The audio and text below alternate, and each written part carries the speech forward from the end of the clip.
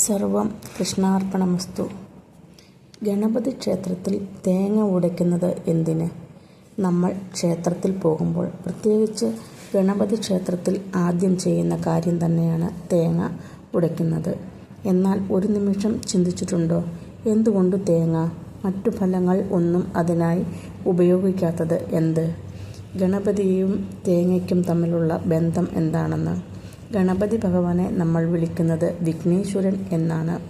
എല്ലാ തടസ്സങ്ങളും നീക്കുന്ന ദൈവം.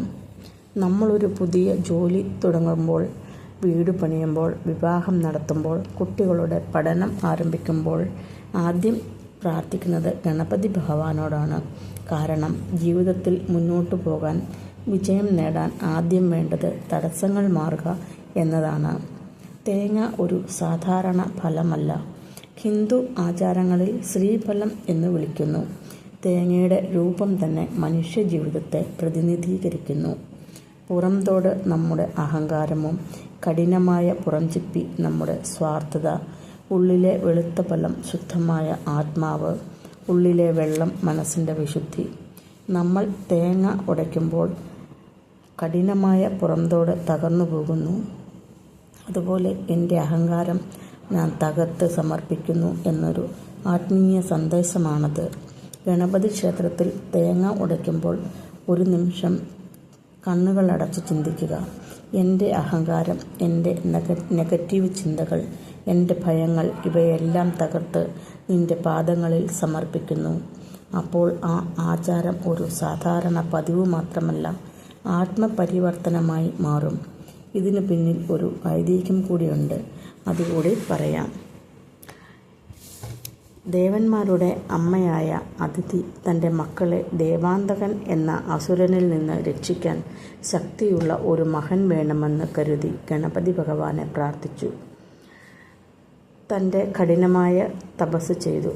അവരുടെ തപസ്സിൽ സന്തുഷ്ടനായ ഗണപതി ഭഗവാൻ ഒരു കുഞ്ഞിൻ്റെ രൂപത്തിൽ അവരുടെ മുൻപിൽ പ്രത്യക്ഷപ്പെട്ടു. കുഞ്ഞായി വന്ന ഗണപതി ഭഗവാനെ കണ്ട് കശ്യപമുനി ആ കുഞ്ഞിന് മഹോൽക്കടൻ എന്ന് പേരിട്ടു. മഹോൽക്കടൻ എന്നാൽ വളരെ ശക്തിയുള്ളവൻ എന്ന് അർത്ഥം. അങ്ങനെ ഭഗവാൻ കശ്യപമുനിക്കും അദിതിക്കും മകനായി വളർന്നു. ഇതറിഞ്ഞ കാശിരാജൻ എന്ന രാജാവ് കശ്യപരുടെ ആശ്രമത്തിൽ വന്ന് ഗണപതിയെ തൻ്റെ കൊട്ടാരത്തിലേക്ക് ക്ഷണിച്ചു. ഗണപതി അദ്ദേഹത്തിന് മര്യാദ കൊടുത്ത് കൊട്ടാരത്തിലേക്ക് പുറപ്പെട്ടു. ഇതറിഞ്ഞ ദേവാന്തകൻ എന്ന അസുരൻ കൊട്ടാരവാതിൽക്കൽ വളരെ വലിയ ഒരു പാറയായി രൂപം മാറി.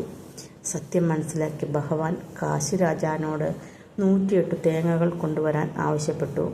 അങ്ങനെ ഭഗവാൻ എല്ലാ തേങ്ങകളും ആ പാറയുടെ മേൽ എറിഞ്ഞ് ആ പാറയെ ഉടച്ച് അസുരനെ വധിച്ചു. അന്നു മുതൽ ജനങ്ങൾ ഗണപതി ഭഗവാനെ പ്രാർത്ഥിച്ച് നാളികേരം ഉടയ്ക്കാൻ തുടങ്ങി. കാരണം നാളികേരം ഉടയ്ക്കുമ്പോൾ നമ്മുടെ ജീവിതത്തിലെ എല്ലാ ദുഷ്ടശക്തികളും, തടസ്സങ്ങളും, അനിഷ്ടങ്ങളും നീങ്ങുന്നു എന്നും ഇതിലൂടെ ഒരു വ്യക്തി ഭഗവാന് മുന്നിൽ തന്നെ പൂർണ്ണമായി സമർപ്പിക്കുകയാണ് ചെയ്യുന്നത്. വിഘ്നേശ്വരൻ നിങ്ങളുടെ ജീവിതത്തിലെ എല്ലാ പ്രശ്നങ്ങളും മാറ്റട്ടെ. ഈ വീഡിയോ ഇഷ്ടമായെങ്കിൽ ലൈക്ക് ചെയ്യാനും കമൻറ്റ് ചെയ്യാനും സബ്സ്ക്രൈബ് ചെയ്യാനും മറക്കരുതേ. സർവം കൃഷ്ണാർപ്പണമസ്തു.